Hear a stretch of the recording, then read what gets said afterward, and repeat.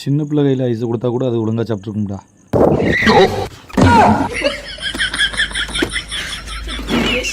நீ எனக்கு பிறந்த பொண்ணு இல்லைம்மா, எனக்கு கிடைச்ச பொக்கிஷம்.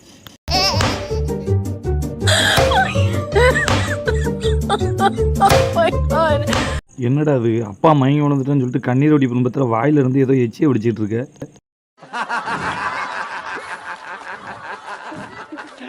சாம்பார் அப்ப எனக்கு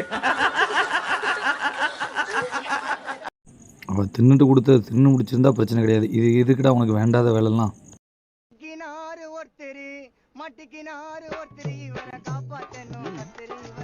டேய், உன் கெட்டப்பும் சரியில்லை, உன் கேரக்டரும் சரியில்லையே, உன் கூட இருக்கக்கூடாது, தப்பாச்சே.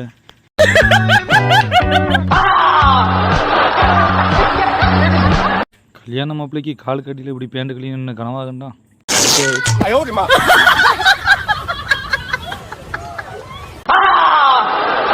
நீ ஆக்ட் பண்ணுறத வீடியோ எடுக்க வரலான்னு பார்த்தா கடைசியில் என்னோட ஃபோட்டோவுக்கு மாலையை போட்டு விட்ருவீங்க போலியே. நீ இப்படி பைத்தியக்கார மாதிரி பாட்டு பாடுறதுக்கு ஒன்றெல்லாம் ஓட்டுற பஸ்லேருந்து கீழே தள்ளி விடலாம்.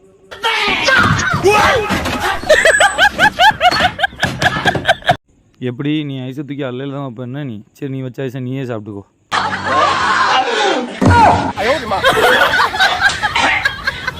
இந்த க்ரீன் ட்ரெஸ் போடுறவனுக்கு கேமராமேன் மேலே என்ன கோவம் தெரியலையே.